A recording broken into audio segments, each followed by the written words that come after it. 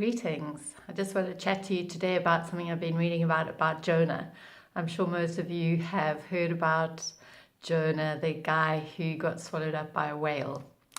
What appealed to me about this 4 chapters of Jonah was all about mindset, actually.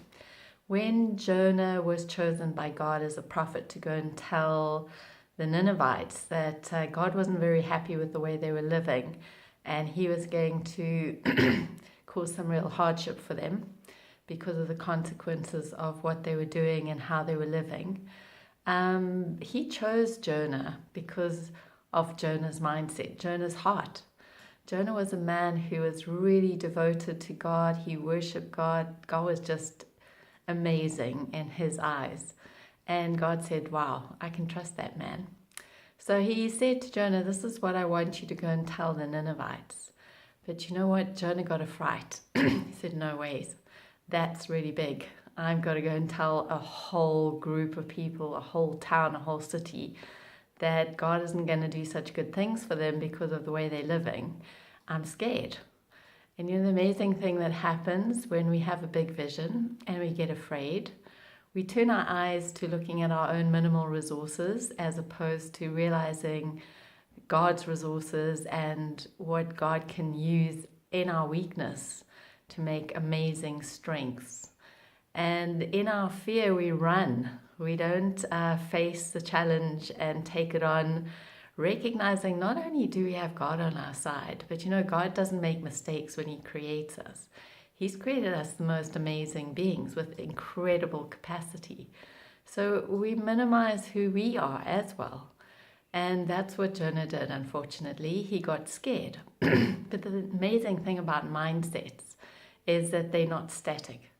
And it's something that's a kind of daily challenge to have the right mindset.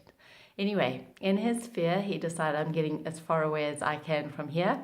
I'm hopping on a boat to Tarshish. So he hopped on this boat, and God said, hold on a minute. I was trusting you, and I'm not letting you get away with this. You know, I care enough about the people in Nineveh that I want them to get a chance to change their behavior before they experience all the consequences. He hopped on this boat, and God created a huge big storm. And all the sailors on the boat were praying to whatever God they believed in. And guess what Jonah was doing? He was just sleeping. And they woke him up and he said, there's an amazing storm. We're in trouble. So immediately Jonah realized God meant business and he needed to pay attention. Once again, he just said to them, look, I'm sorry, it's my fault. You have to throw me overboard.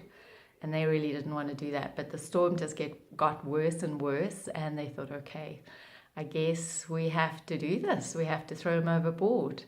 And again, what was amazing is that Jonah's mindset had changed.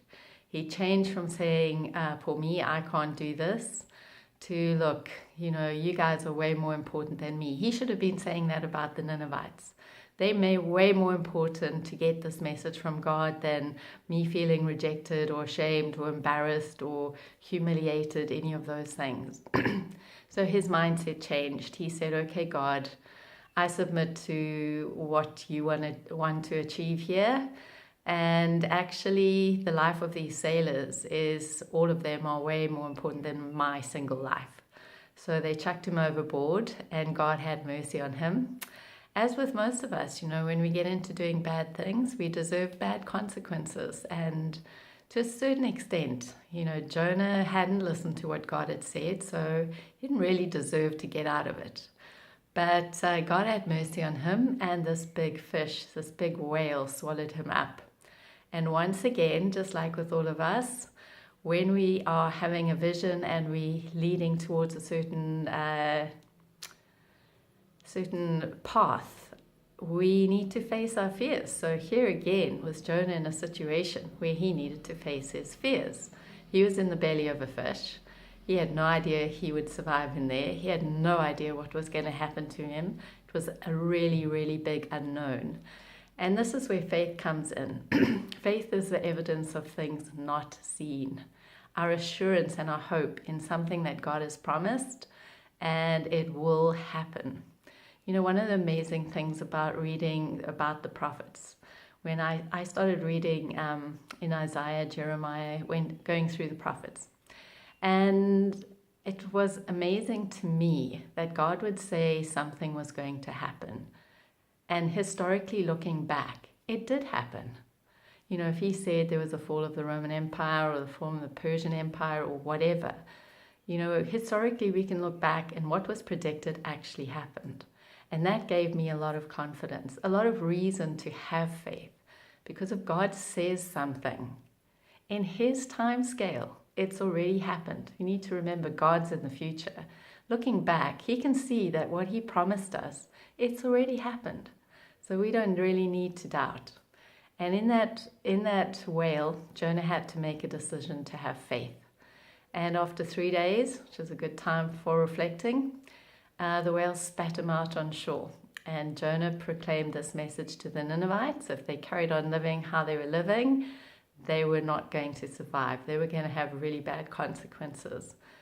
And when he saw what they were doing, he was horrified. He thought, wow, they do not deserve to live. They do not deserve to have God's mercy.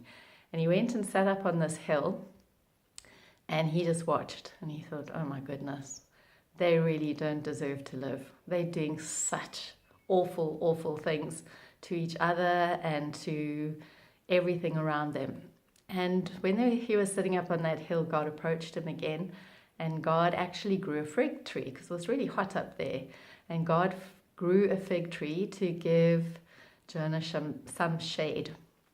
So Jonah went to bed that night in the same place. He woke up in the morning and a worm had eaten at the roots of the fig tree and it shriveled up. So now he was sitting in the scorching heat again. And God once again had to change Jonah's mindset. He had to say to Jonah, look, Jonah, I created this world. I created all the people. I created all those Ninevites. What right do you have to decide what is their fate? I'm the one who decides what their fate is. And that's where we end with the story of Jonah. And fortunately for the Ninevites, they decided what they were doing was not working for them. And they did change their ways, and God had mercy on them too. So I think it's a wonderful message of God's mercy. It's a wonderful message of the challenge we have to have the right mindset. When God gives us a dream and a vision, believe it. Because you know what? It's not just for you. It's so that you can bless a whole lot of other people. The story of Jonah.